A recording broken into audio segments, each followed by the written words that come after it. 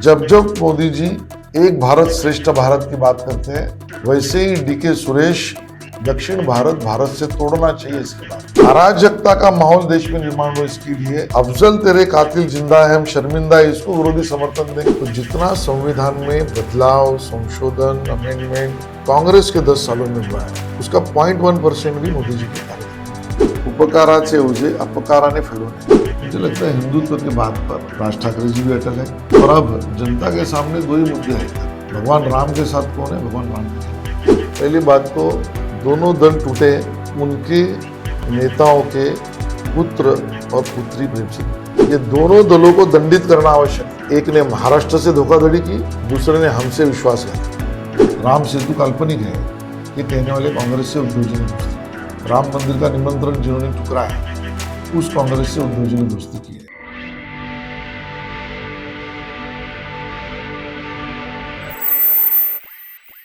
Bharatiya Janata party को जहां भी कुछ चुनौती मिलती है, उसे निपटने की जिम्मेदारी आशीष शेलार को दी जाती है। महाराष्ट्र में जब शिवसेना के साथ विवाद हुआ और मुंबई के गढ़ को जीतना था, तो मुंबई शीर्ष नेतृत्व ने इनको मुंबई बीजेपी की कमान समझी। लोकसभा का चुनाव चल रहा है और आशीष जी गांव गांव घूम रहे हैं, गली गली घूम रहे हैं, छोटी छोटी बैठकें ले रहे हैं, क्योंकि मोदी जी के संकल्प जो 400 पार का नारा है उसको पूरा करना है। आशीष जी, नव भारत और नवराष्ट्र में आपका स्वागत है। और हम बात यहीं से शुरू करते हैं कि 400 पार क्यों? सरकार बनाने के लिए 273 काफ़ी है। जो आपने 400 पार का नारा दिया है, विपक्ष ऐसा कह रहा है कि आप संविधान बदलने वाले। विपक्ष झूठ बोल रहा है, विपक्ष के बोलने का कोई तथ्य नहीं है। विपक्ष अगर ये आरोप लगा रहा है या बात कर रहा है तो उसका पुख्ता सबूत वो दे। भारतीय जनता पार्टी का मैनिफेस्टो ये नहीं कह रहा। भारतीय जनता पार्टी का शीर्षस्थ नेतृत्व, चाहे वो मोदी जी हो, अमित शाह जी हो, नड्डा जी हो, या हमारा कोई स्टार प्रचारक हो, या कोई राज्य का शीर्षस्थ नेतृत्व, पूरे देश में किसी ने भी ये बात नहीं कही। बावजूद उसके अपनी हारती परिस्थिति को देखकर वोटों के क्या कहते हैं, अपीजमेंट, क्या कहते हैं अपीजमेंट को, तुष्टिकरण, वोटों के इस तुष्टिकरण के लिए ये झूठ फैलाया जा रहा है। उल्टा कोई भी 10 साल मोदी जी के सरकार के हम लेंगे और उसके बनाम तुलना में कांग्रेस के 50 साल के कोई भी 10 साल निकालेंगे, कोई भी 50 सालों में से कोई भी 10 साल निकालिए, दोनों की अगर तुलना की जाए तो जितना संविधान में बदलाव, संशोधन, अमेंडमेंट कांग्रेस के 10 सालों में हुआ है, उसका 0.1% भी मोदी जी के कार्यकाल में नहीं हुआ है। तो ये स्पष्ट दिखाता है कि संविधान में बदलाव करने की मानसिकता ये कांग्रेस की रही है, क्योंकि उनका पूर्व इतिहास दिखा रहा है। हमारे 10 साल का पूर्व इतिहास निकाल कर देखिए, इसमें कोई भी इस प्रकार की बात नहीं है। और इसके कारण ये बेबुनियाद बातों पर आदमी तब जाता है जब उसके पास बुनियादी बातें नहीं होती है, और उस बात के लिए जिनके पास बुनियादी बातें या पुख्ता प्रूफ नहीं है, वो लोग इस झूठ और भ्रम को फैला रहे हैं। 400 सीटें, आप कोई बच्चे को अगर कहेंगे कि भाई 100 मार्क का पेपर है, तेरे को पास होने के लिए 35 मार्क लगते हैं, तो तू 99% क्यों लेता है? ऐसे पूछने वाले पालक को मूर्ख कहा जाता है। तो इस प्रकार का प्रश्न पूछने वाले विपक्ष को मूर्ख के सिवा और कुछ नहीं कहा जा सकता, कि जो इस प्रकार से तुलना करता है। हम यही चाहेंगे कि जन समर्थन हमको जनता का पूरा मिले, हर सीट पर मिले, हमें सब कैंडिडेट को मिले। और अगर ये बात और इस तर्क से अगर विपक्ष सम्मत नहीं, तो वो बताए वो आंकड़ा क्या चाहते हैं, उनका आंकड़ा क्या है, उनकी अपेक्षा क्या है, उनकी तुलना क्या है। जो खुद की अपेक्षा, तुलना और आंकड़ा बता नहीं पाता, वो विपर्यास करने के लिए दूसरे के ऊपर आरोप लगा रहा है, इससे दूसरा कोई नहीं। भारतीय जनता पार्टी में के बारे में ऐसा परसेप्शन रहा है वाकई सही भी है कि चाल चरित्र और चेहरा वाली पार्टी रही है, बड़ी अनुशासित पार्टी रही है। चुनाव को हमेशा एक मतलब भारतीय जनता पार्टी एक युद्ध की तरह लड़ती है और हमेशा तैयारी रहती है, लेकिन जो महाराष्ट्र की स्थिति में देख रहा हूँ कि कई ऐसी सीटें हैं, चुनाव बहुत सर पर नजदीक आ गया है, अभी तक सीटों का फैसला नहीं हुआ और न कैंडिडेट का फैसला हुआ। कहाँ अड़चन आ रही है? नहीं, मुझे लगता है सिर्फ 4 सीटों का फैसला भी हो चुका है, निर्णय घोषित करना है, कल तक वो हो जाएगा। जांच एजेंसी की बात करें तो एक तरफ अरविंद केजरीवाल की बात करें तो जेल में है, उनके साथी नेता भी जेल में हैं, और महाराष्ट्र में जिन लोगों पर करप्शन के आरोप लगे थे, खुद प्रधानमंत्री ने अजीत पवार की बात की थी या अशोक चौहान जी के श्वेत पत्र की बात करें, उनको अपनी पार्टी में शामिल कर लिया। तो ये दोहरा मापदंड कैसे देखते हैं? देखिए, ये भी आप इस बात के मूल को समझने की आवश्यकता है। पहली बात तो तपास यंत्रणा जो है, जांच यंत्रणा, ईडी की बात करें तो ईडी लीजिए, इसमें राजनैतिक तरीके से या राजनेताओं पर केसेस है वो 3% है।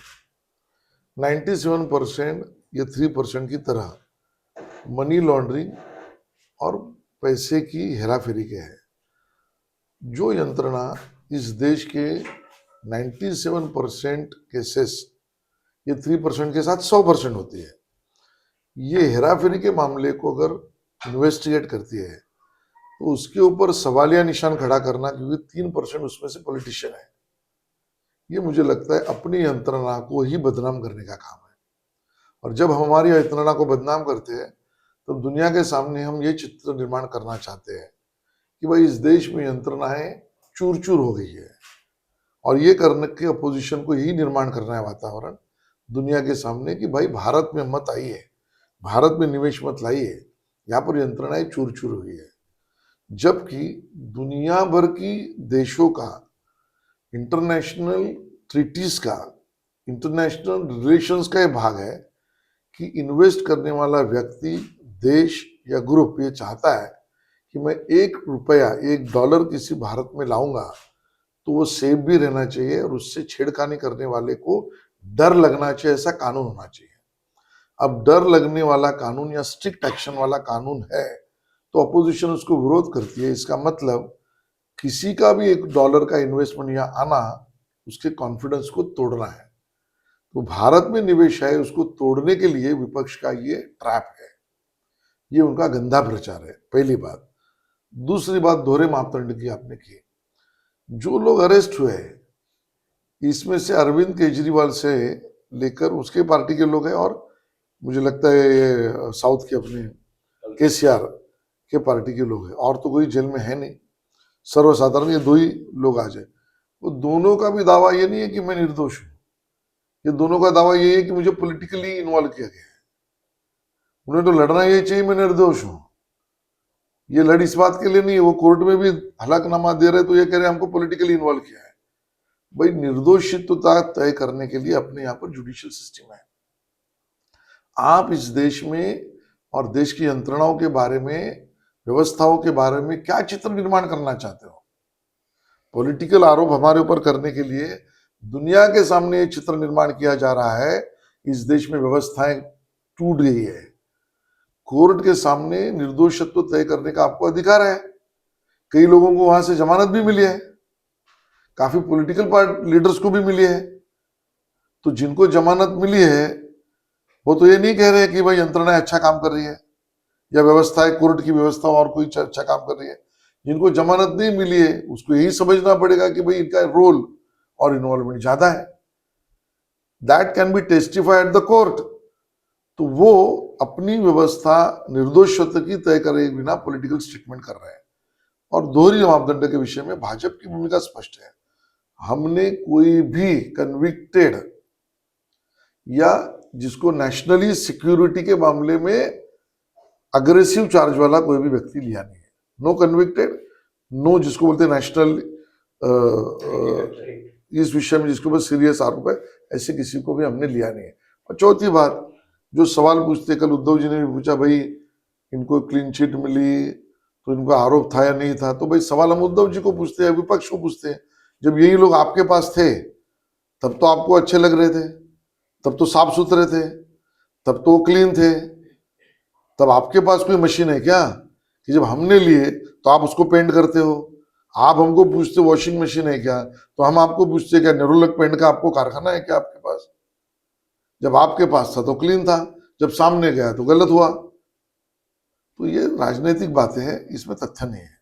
विपक्ष का ये भी सवाल है कि जो 3% की आप बात कर रहे हैं उसमें एक भी बीजेपी के नेता नहीं है, तो सारे करप्ट विपक्ष में है और सारे ईमानदार बीजेपी में है। ये जनता के मन में देखिए, मैं नाम नहीं बताऊंगा, लेकिन जिन्होंने गलत किया है हमारे तरफ के, वो भी भुगत रहे हैं। मैं आज नाम नहीं बताऊंगा, लेकिन आप ही ढूंढ लीजिए। ये तो प्रचार का मुद्दा है, इसमें बिल्कुल इन्वेस्टिगेशन बड़े बड़े लोगों की भी हुई है। कई लोगों के तो सीबीआई में एफआईआर भी थे, कई लोगों के सीबीआई के कोर्ट में चार्जशीट, सॉरी, डिस्चार्ज की एप्लीकेशन पेंडिंग है। मैं आपको विनती करता हूं कि आप इसको ढूंढिए। मैं किसी का नाम लूं, न्यूज बनेगा। और दूसरी बात, हर किसी को निर्दोषित्व तय करने का, सिद्ध करने का अधिकार है, वो करे ना। हाँ, दूसरी बात, इससे भी ज्यादा अगर आप जो पॉलिटिकल स्टेटमेंट करते हैं कि हमारे ऊपर ही कर रहे हैं, तो किसी ने एक ने दावा किया है कि भाई फला फला आशीष शेलार ने इस अधिकारी को पकड़कर मेरे ऊपर झूठ केस किया, मेरा दावा आशीष शेलार पे कोर्ट पे मैंने मानहानि का किया है या क्रिमिनल कॉन्स्पिरेसी का किया है या चीटिंग या फॉर्जरी का किया है। किसने किया है? क्यों नहीं करते? मेरे ऊपर इतना अन्याय हुआ है और मुझे पता है कि भाई ब्रिजमोहन जी ने किया है, तो I will sue the Brijmohan ji. ये नैतिक मूल्य और अधिकार क्यों नहीं? क्योंकि उनको पता है कि उन्होंने चोरी की है। आशिष जी एक सच्चे आणि पक्के मुंबईकर आशिष शेलार, त्याच्यानंतर अमित शहाचे blue eyed boy Ashish Shelar थोडेसे अग्रेसिव्ह कमी दिसतात, किंवा 400 पार होत असताना 421 म्हणजे त्याच्यामध्ये 401 तुम्ही असावे असं तुम्हाला वाटत नाही कधी? मी अग्रेसिव्ह कमी दिसत असेल तर मला वाटतं तर मला माझा कलरच बदलायला लागेल. कधी कधी मला वाटतं मी जास्त अग्रेसिव्ह होतो आणि माझी ओळखच अग्रेसिव्हनेसपणाची आहे. पण तो मुद्दा नाही. मी लोकसभेत जावं की नाही पक्ष ठरवणार आहे. व्यक्तिगत माझं मत आहे की मी महाराष्ट्राची सेवा अजून करावी. पण असं काही पक्षाकडून होती ऑफर कधी? नाही, पक्ष, आमच्या पक्षामध्ये ऑफर वगैरे आम्ही स्वयंसेवका दिलेली जबाबदारी करत असतो. माझं मत काय आहे हे मी तुम्हाला सांगितलं. बाकी पक्षाचा निर्णय अंतिम असतो. राज ठाकरेंना काय सांगितलेलं आहे की भविष्यामध्ये, कारण लोकसभेमध्ये ते सोबत आलेले आहेत, ते बिनशर्त पाठिंबा घेऊन आलेले आहेत, त्यांना भविष्यातलं काय आश्वासन दिलेली आहे? सगळे तह आणि सगळे करार सार्वजनिक केले तर मग त्याच्यातनं इच्छित फळ मिळत नाही. पण काहीतरी करार झाला आणि त्यामुळे या बाबतीत राज ठाकरेजी बोलतील किंवा एकनाथ शिंदे देवेंद्रजी बोलतील, पण करार झाला आहे ना. त्यांनी आम्हाला समर्थन दिलंय, हे तर आम्ही त्याचं स्वागतच करतो, बिनशर्त दिलंय. आणि एखाद्या मित्राने जर असा हात पुढे केला तर त्याला मैत्रीमध्ये, मी नेहमी रोज प्रार्थनेमध्ये म्हणतो माझ्या, उपकाराचे ओझे अपकाराने फेडू नये. तर त्यांनी जर मैत्रीचा हात आम्हाला मदतीचा केलाय, त्याच्या दुप्पट मदत करून तो परतफेड केला पाहिजे, ही भाजपची भूमिका आहे. मी अग्रेसिव्हनेस याच्या संदर्भात बोललो की तुम्ही म्हणजे आता मी तुमची मुलाखत बघितली, आम्हाला शनिवारजींनी पाठवली ती. त्याच्यामध्ये तुम्ही म्हणता की शरद पवारांकडून आपण काहीतरी राजकारण शिकलं पाहिजे, की ते ज्या पद्धतीने राजकारण करतात. त्यानंतर तुम्ही उद्धव ठाकरेंशी माझे वैयक्तिक संबंध चांगले आहे असं म्हणता, आणि मग त्यावेळी संबंध सगळे चांगले ठेवून किंवा आपण कुठेतरी त्या संघटनेमध्ये म्हणजे क्रिकेट असोसिएशन मध्ये सोबत असताना तेवढंच आक्रमकता येते का राजकारणामध्ये विरोध करत असताना? हा माझा खरं म्हणजे मला वाटतं चेरी पिकिंग होते. व्यक्तिगत कोणाशी भांडण आहे? आमचं काय व्यक्तिगत भांडण थोडीच उद्धव ठाकरेशी. हे वाक्य तुम्ही इंडिव्हिज्युअली काढू शकत नाही. आणि त्यात चूक पण काय, व्यक्तिगत कोणाशी भांडण आहे? आमचं राजनैतिक भांडण आहे आणि राजकीय संस्कृती आहे. ह्याच्यात आक्रमकपणाचा मुद्दा नाही, ह्याच्यात समजूतदारपणाचा मुद्दा आहे. आणि त्यामुळे आम्ही काय हिंदुस्थान पाकिस्तानची लढाई थोडीच आहे त्यांच्याशी. आमची वैचारिक लढाई आहे, ती आम्ही आक्रमकपणे लढू. पण म्हणून विरोधी बोल्ट वार करू हे धंदे आम्ही करणार नाही, आम्ही केले नाहीत. ते उद्धवजींनी केलेत आणि त्यामुळे त्यांना सडोकोपिळं राजकीय आम्ही करू, पण व्यक्तिगत बोलणार नाही. हे माझं प्रिन्सिपल आहे. पण इतर राजकीय नेत्यांपेक्षा आपलं विशेष प्रेम उद्धवजींवरती असतं. जेव्हा कधी त्यांचा विषय येतो आपण अतिशय आक्रमक होतो. हा, तुम्ही ठरवा नेमकं काय हे आता काय म्हणाले आणि तुम्ही काय म्हणताय उद्धवजींच्या मग बाबतीत आपण आक्रमक आणि असतो. उद्या त्याने स्टेटमेंट उद्धवजींच्या बाबतीतून वापरलं हा. त्यामुळे मला माझी विनंती आहे, परत पहिलं नवभारत नवराष्ट्राने ठरवावं मी काय आहे त्यानंतर मला प्रश्न विचारा. मुंबई कांग्रेस के अध्यक्ष मैदान में आ गए हैं, क्या बीजेपी के मुंबई के अध्यक्ष भी चुनाव मैदान में आने वाले हैं? और आप लोकल वहाँ के निवासी भी हैं उस क्षेत्र के, मतलब आपको ऑफर भी मिला, ऐसा भी जानकारी है कि आपको ऑफर मिला मैंने है? उनको अभी जवाब दिया आपने, वापस रिपीट करता हूँ। मैंने पहले से ही पार्टी को ये कहा है कि मैं महाराष्ट्र की और सेवा करना चाहता हूँ, बाकी निर्णय पार्टी करेगी वो, और वो तो एक कॉन्स्टिट्यूंसी में लड़े, मुझे तो 6 की 6 कॉन्स्टिट्यूंसी में लड़ना है।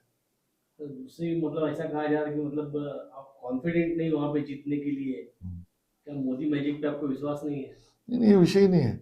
पार्टी की आज उम्मीदवार पूनम महाजन है, उन्होंने लड़ना चाहिए, हमारा मत है, उनको टिकट देना चाहिए, लड़ना चाहिए, वो जीत जाएंगे, हमारा मत है।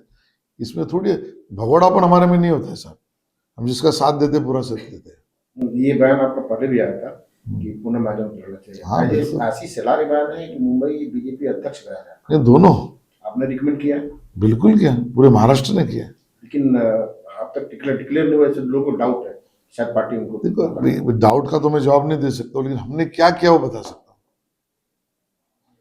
और बिल्कुल इस कॉन्स्टिट्यूंसी को हम ही जीतेंगे, वर्षा का इस कॉन्स्टिट्यूंसी से संबंध ही नहीं कुछ। आशीष जी, आप पुराने बीजेपी के नेता हैं, उद्धव ठाकरे के मतलब शिवसेना के साथ वर्षों तक आप लोगों ने एक साथ काम किया।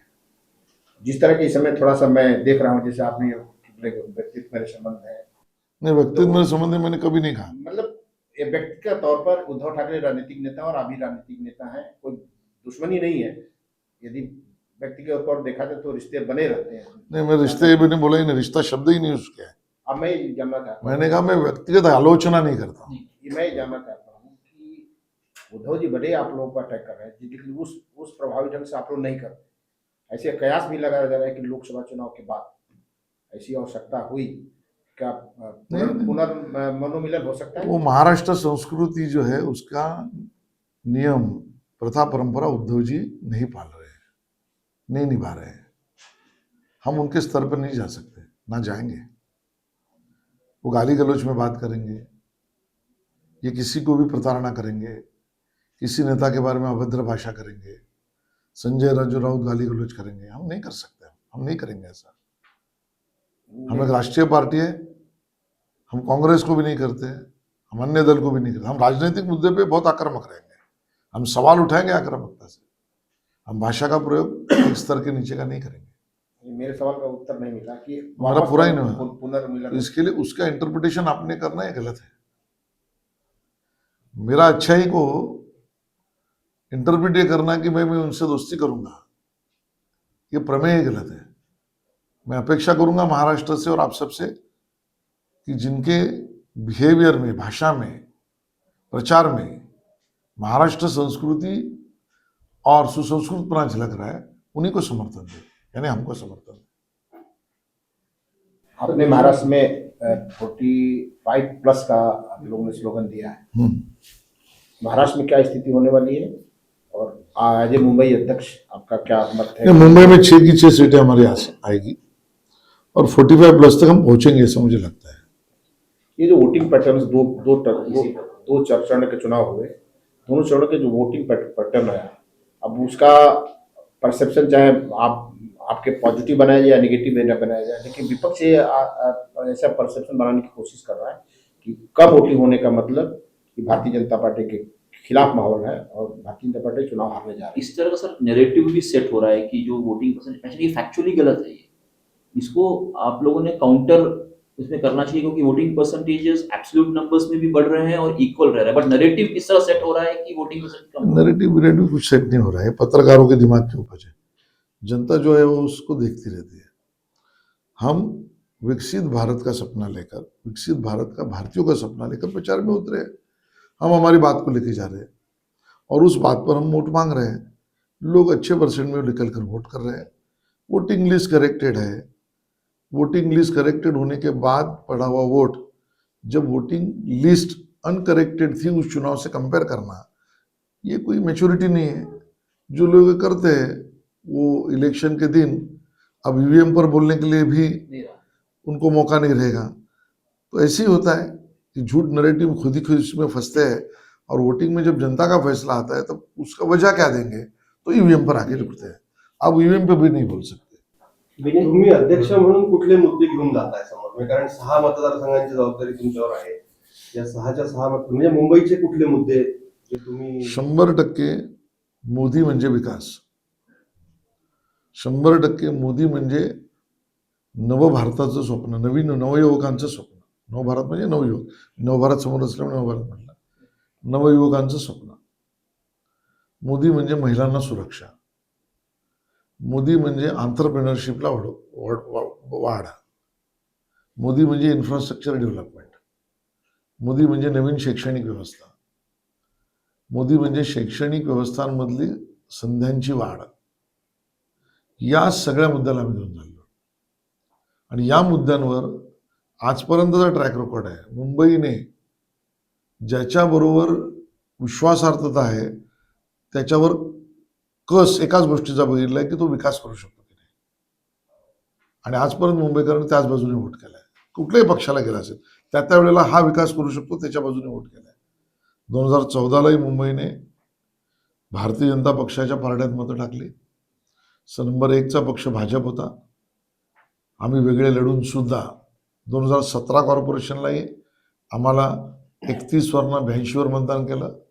विकास आणि मोदीजींना बघून 2024लाही तेच होईल. राज ठाकरे ने आपको समर्थन दिया है, तो क्या हिंदी भाषियों का जो वोट बैंक है बीजेपी की इस पे असर डाल सकता है? मुझे लगता है हिंदुत्व की बात पर राज ठाकरे जी भी अटल है, और अब जनता के सामने दो ही मुद्दे हैं. अगर संवेदनशील मुद्दे या भावनात्मक मुद्दे की बात करें, भगवान राम के साथ कौन है, भगवान राम के खिलाफ कौन है. जो न भगवान राम का वो न किसी का काम का. आज प्रभु रामचंद्र और अयोध्या जी के मंदिर के साथ समर्थन देने का राज्य ने तय किया है, राज ठाकरे ने किया है. सबल समाज इसी से तृप्त और संतुष्ट भी है. कांग्रेस ने भगवान रामचंद्र की ये काल्पनिक कल्पना है ये कहा था, उसका मैत्री और दोस्ती उद्धव जी ने की है. राम सेतु काल्पनिक है ये कहने वाले कांग्रेस से उद्धव जी ने दोस्ती की है.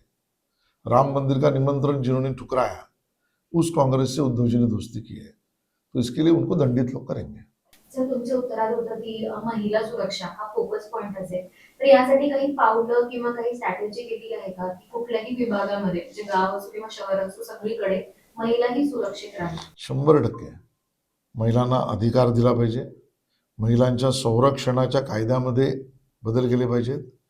महिलांना त्यातही प्रताडना झाली तर त्यांची न्यायालयीन प्रक्रियेत त्यांना न्याय मिळणे लवकर ही व्यवस्था केली पाहिजे. या व्यवस्था ज्यावेळेला निर्माण होतात त्यावेळेला हे कुकर्मी लोक घाबरतील आणि महिलेला न्याय मिळेल. या तिन्ही व्यवस्थांमध्ये राज्यातल्या शक्ती बिलापासून केंद्रातल्या शक्तिवंदना बिलापर्यंत नवीन केलेल्या IPC म्हणजे जुना IPC CRPC भारतीय दंड संहिता आणि ह्या सगळ्यात केलेला बदल, या सगळ्यातनं एक वातावरण, एक व्यवस्था आणि एक न्यायिक व्यवस्था अशी निर्माण केली आहे मोदीजींनी की ज्यामुळे माझ्या भगिनींना संरक्षण जास्ती मिळेल. त्यांच्या व्यवस्थांमध्ये मदत झाली पाहिजे. म्हणून त्यांची प्रताडना होण्यातली काय काय गोष्टी आहेत त्या आयडेंटिफाय केल्या पाहिजेत. वर्किंग वुमन्सना त्या ठिकाणी ती ज्या वेळेला गरोदर अवस्थेमध्ये असते तिला त्यावेळी जास्ती सुरक्षा हवी असते. त्यावेळेला अगोदरच्या काळात सुट्ट्यांची त्यांना कमी होती. आता 1-1 वर्षाची सुट्टी त्यांना भरपगारी मिळण्याचा निर्णय मोदी सरकारने केला. माझ्या नवयुवक मुलींना नोकऱ्यांमध्ये जाताना लेखी परीक्षेत पास झाल्या तरी तोंडी परीक्षेमध्ये कधी कधी त्यांची प्रताडना व्हायची. तोंडी परीक्षा काढून टाकल्या, लेखी परीक्षेच्या मार्गावरच तिला नोकरी लागली पाहिजे. यापासून अग्निवीर ते डिफेन्स यामध्ये ती जेव्हा स्वतःचं अस्तित्व दाखवते त्यावेळेला समाजामध्ये मेसेज जातो की महिला आता पूर्वीसारख्या त्यांना दुर्बल समजता जाता कामा नये. त्या गोष्टी मोदीजींनी केल्या आणि बरोबर 33% आरक्षणही केलं. आणि त्यामुळे महिलांच्या राजकीय सबलीकरणापासून त्यांच्यावर प्रताडना करण्यावर कठोर कायदे करण्यापर्यंत त्यांना नवीन संधी देण्यापासून त्यांना मिळणाऱ्या फॅसिलिटीमध्ये मोदी सरकारनेच वाढ केली. आशीष सर, जिस तरह से बारामती की लड़ाई है वहाँ पे पवार फैमिली के आपस में उम्मीदवार है, तो क्या बीजेपी ने कोई टर्म कंडीशन अजीत की के सामने रखा था कि सुनेत्रा पवार ही लड़ी, सुप्रिया, इसको बीजेपी टाल भी सकती है? बीजेपी दोस्तों से कोई टर्म्स एंड कंडीशन नहीं रखती। हमने दोस्ती की है तो दलों से दोस्ती की है, मोदी जी के नेतृत्व में आए हैं। ये एनसीपी का फैसला है और अभी हमारा फैसला है कि उनको जिताना है, तो इतने अजीत दादा को, अजीत दादा ने सुनेत्रा जी को। शरद पवार साहब इतने बुजुर्ग हैं और इस मुश्किल समय में इतना आपने उन्हें डाल दिया इस बार की जो बारामती की लड़ाई। हमारी तो इच्छा थी कि वो मुश्किल में न पड़े, वो लड़वाए ही नहीं अपनी बेटी को, लेकिन वो खुद ही पुत्री प्रेम में इतने मशगूल है। उद्धव ठाकरे जी पुत्र प्रेम में और वो अपनी पुत्री प्रेम में, कि तब उनको इस उम्र में भी, दुर्भाग्य है, बेटी ने तो समझना चाहिए था कि मैं पिता को तकलीफ नहीं दूंगी। बट ये अंदरूनी मामला है, उस पर मैं भाष्य नहीं करूंगा। लेकिन राजनीतिक हवस मेरे ही परिवार में सब रहना चाहिए, इसके कारण स्थिति है। जब पुत्र मोह की बात की जाती है तो उद्धव जी का जवाब आता है कि जिस तरह से अमित शाह जी के लड़के जय शाह, वो कौन सा चुनाव लड़ रहे हैं, कौन सा उन्होंने कौन सा टिकट मांगा है, उनको कौन सा मंत्री पद मिला है, वो पहले टर्म में कौन से कैबिनेट मंत्री हुए हैं। उद्धव जी आजकल असंबंध बात करते हैं। वो एक फोरम है, एक एसोसिएशन है, और वो भी चुन के वहां पर आए हैं board of cricket control of India में। तो उनका राजनीति से क्या संबंध है? उन्होंने कोई सीट ली है, कोई कॉर्पोरेटर बने, एमएलए बने, एमपी बने, जय शाह कुछ भी नहीं बने।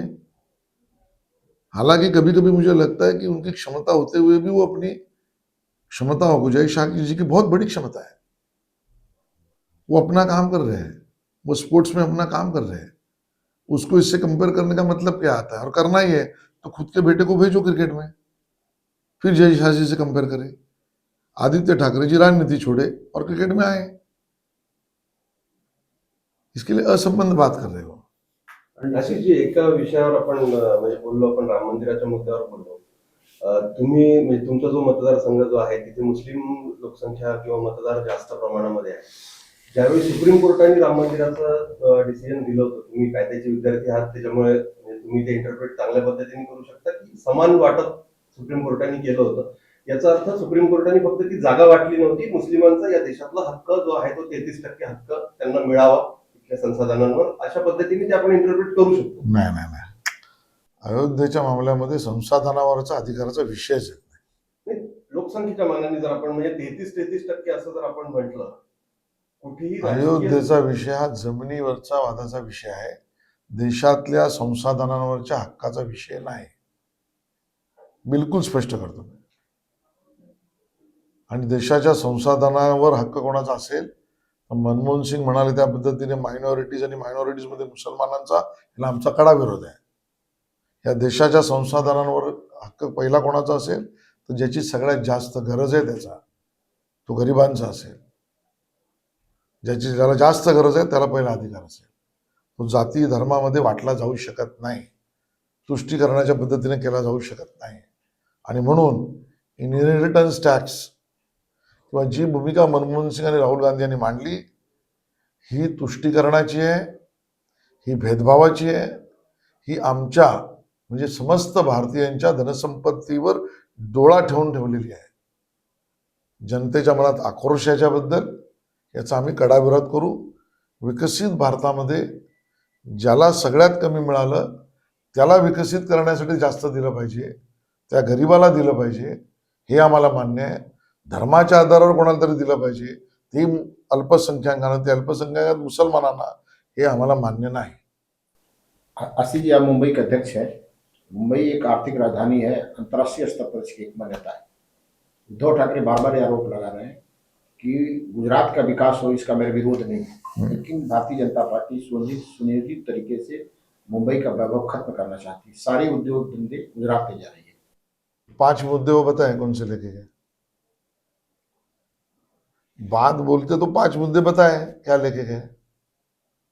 उद्धव जी झूठ बोलते हैं, सफेद झूठ. खुद के फेल्यूर्स को छुपाने के लिए दूसरे पे आरोप करना. मुंबई का वैभव ही मोदी जी ने बढ़ाया है. मुंबई से बुलेट ट्रेन शुरू होना मुंबई का वैभव है, विरोध उनका है. मुंबई में 1 नहीं 9 मेट्रो की लाइन चलना मुंबई का वैभव बढ़ाना है, क्योंकि कार्बन इमर्शन कम होने वाला है, पर्यावरण पूरक है. विरोध उद्धव जी का है। मुंबई से अटल सेतु कम समय में बना, देवेंद्र जी के कार्यकाल में शुरू हुआ, मुंबई का वैभव बढ़ा, विरोध उनका था। मुंबई के लिए नया एयरपोर्ट बने, यहाँ के एयरपोर्ट का ट्रैफिकिंग कम हो, पोल्यूशन कम हो, ये काम शुरुआत में विरोध उद्धव जी के दल का था। मुंबई का वैभव बढ़ाने के लिए नया एयरपोर्ट बना, मुंबई से नागपुर कनेक्टिविटी बने, इस तरीके से मुंबई को कनेक्टिविटी बढ़ना, दुनिया भर के लोग मुंबई में आए और मुंबई वासियों का धंधा बढ़े, उसका विरोध उनका था। मुंबई दिल्ली कॉरिडोर बनना था, विरोध उनका है। महाराष्ट्र में नाणार प्रकल्प आने वाला था, आरामको आने वाला था, नया वाड़वन में बंदर पोर्ट बनना है, यहां इन्वेस्टमेंट आने, विरोध उनका है। आने से रोकोगे, विकास को रोकोगे, जनता इनको बाहर का रास्ता दिखा देगी, ये स्पष्ट है। ये अंतिम सवाल, अंतिम क्यों, और 10 पूछो। आप लोग का आरोप है कि आप लोग ठाकरे परिवार शिवसेना और एनसीपी जो आप टूटी उसके पीछे आपका हाथ है, और वो षड्यंत्र ये है कि ठाकरे और पवार परिवार के जो राजनीतिक महत्व है महाराष्ट्र में खत्म करना। पहली बात तो दोनों दल टूटे उनके नेताओं के पुत्र और पुत्री प्रेम से टूटे। उद्धव ठाकरे जी ने कहा था मैं शिवसैनिक को मुख्यमंत्री बनाऊंगा, बन गए खुद, बनाना था उसके बाद पुत्र को। बाकी दल के नेताओं को लगा कि भाई ये अपने परिवार में सब लेके जा रहे तो हम कहां जाएं। एक नाथ शिंदे जी को उचित स्थान दिया होता तो ये स्थिति ना आती। तो उद्धव जी का दल पुत्र प्रेम से फूटा, यही बात पवार साहब की है। अगर अजीत दादा को उचित स्थान देते, उनको सुप्रिया जी को अध्यक्ष बनाना था, ये तो बात जाहिर सी है, पार्टी उनको देनी थी, दल का नेतृत्व भी उनको दिल्ली में देना था, तो उनको बाहर निकलना पड़ा। तो दोनों चीज अपने पुत्र और पुत्री प्रेम से उनकी हालत है, एक। और दूसरी बात, मैं तो स्पष्ट कहता हूं, ये दोनों दलों को दंडित करना आवश्यक था। ये दोनों दलों ने, एक ने महाराष्ट्र से धोखाधड़ी की, दूसरे ने हमसे विश्वासघात किया। उद्धव जी ये भूले नहीं, महाराष्ट्र की जनता ये भूली नहीं है। 2019 में मैंडेट महायुति का था, भाजपा, शिवसेना, आरपीआई और अलायंस का था। लोगों ने भर भर के महाराष्ट्र को वोट दिया इस महायुति को, देवेंद्र जी के नेतृत्व में सरकार आने के लिए। धोखाधड़ी उद्धव जी आपने की बीजेपी से, आपने वोट हमसे मांगा और दूसरे से जाकर दोस्ती कर ली। धोखाधड़ी का उत्तर देना ही पड़ेगा, नहीं तो धोखा देने वाले का कॉन्फिडेंस बढ़ता है। और दूसरी बात, पवार साहब ने जो स्वयं अन्य एक चैनल के इंटरव्यू में भी उन्होंने कहा कि मैं पहले दिन से चाह रहा था कि शिवसेना बीजेपी से अलग हो जाए। इस प्लान में बीजेपी के सामने 2017 में, 2019 में, दोनों समय मैं आपके साथ आता हूं, इस प्रकार का झूठा चित्र दिखाकर हमसे विश्वासघात किया। एक ने महाराष्ट्र से विश्वासघात किया, एक ने हमसे धोखाधड़ी की। और ऐसे करके वो अगर सत्ता पाना चाहते हैं, हमको हरा के हम मान सकते हैं, हमसे धोखाधड़ी और महाराष्ट्र से विश्वासघात करके नहीं चलेगा। दोनों को दंडित करना चाहिए, दोनों को दंडित हमने किया। अंतिम मुंबई के जनता मतदाताओं को क्या अपील करना चाहेंगे जो मुंबई? मैं बहुत स्पष्टता से कहूंगा, मुंबई के जनता मतदाता बहुत अलर्ट भी है, मराठी में जिसको हम चोखंदड़ कहते हैं, यानी क्या चुनना वो समझते भी है। बहुत सटीकता से एक बड़ा षड्यंत्र मुंबई, विकास, महाराष्ट्र और देश के खिलाफ चल रहा है। कोर्ट का कल का जजमेंट उसका ही एक भाग है। उसके पहले भी ईवीएम वाले विषय को लेकर कोर्ट ने कहा था, मराठी में कह रहा हूं, अति संशय ये बहुत धोखादायक है। और कल कोर्ट ने कहा, जज ने, कि एक ग्रुप जैसे भी प्रगति और विकास को लेकर बड़े ने चरम हमारा देश चूमता है, वैसे उस सब के ऊपर सवालिया निशान खड़ा करके उसको तोड़ने का प्रयास करता है। सुप्रीम कोर्ट के दोनों ऑब्जर्वेशन गत 10 सालों से लगातार हम देख रहे हैं। जब जब मोदी जी एक भारत श्रेष्ठ भारत की बात करते हैं, वैसे ही डीके सुरेश, कांग्रेस के उप मुख्यमंत्री के भाई, सिटिंग एमपी, दक्षिण भारत भारत से तोड़ना चाहिए इसकी बात करते हैं। जब जब Modi ji one nation one tax की बात करेंगे, जीएसटी, इनकम टैक्स, आरबीआई, ये व्यवस्था कैसे टूट गई है, इसका चित्र निर्माण करने का अर्बन नक्सलियों का, विरोधियों का प्रयास है। जब जब Modi ji one nation one ration card कहेंगे, तब गरीबों को जाति बाति में बांटकर उनको अपने अपने अस्तित्व से जाति धर्मों में बंटवाना ये विरोधी करते हैं। अराजकता का माहौल देश में निर्माण हो, इसके लिए अफजल तेरे कातिल जिंदा है, हम शर्मिंदा है, इसको विरोधी समर्थन देंगे। यानी फैसला सुप्रीम कोर्ट का था उसको फांसी देने का, सुप्रीम कोर्ट गलत है, इनकम टैक्स गलत है, ईडी की रचनाएं गलत है, सीबीआई गलत है, पुलिस गलत है, कोर्ट यहाँ के गलत है, यहाँ के कानून व्यवस्था पार्लियामेंट में होता है, पार्लियामेंट गलत है, ये दिखाने का बारंबार प्रयास अर्बन नक्सलाइट अपोजिशन के साथ कर रहा है। और उतनी बड़ी मात्रा में इस भारत को एक संग करके विकसित भारत की तरफ लेने का काम मोदी जी कर रहे हैं। इन दोनों में फैसला मुंबई वासियों को करना है, वो एक भारत श्रेष्ठ भारत की तरफ, मोदी जी की तरफ वो करें, ये मेरा अपील है। कवितेच्या 2 ओळी ऐकवाल कुठल्या आजकाल, कारण तुम्ही कविता लिहिताय ट्विटरवर, 2 ओळींमध्ये काही अपील कराल कवितेचं? नाही, मी काय करणार आहे ते सांगू शकतो, नाही त्यावर काम चालू आहे माझं, जे लिहिलंय ते लिहिलंय। इलाही आमदारांची एक गझल आहे, चुकले का हो, आभाळाला आभास समजलो, चुकले का हो। त्याच पद्धतीने उद्धवजींना मी आठवण करून देईन की हिंदुत्वात तुम्ही कसे चुकले का हो, याची जरा आठवण करा। बहुत बहुत धन्यवाद।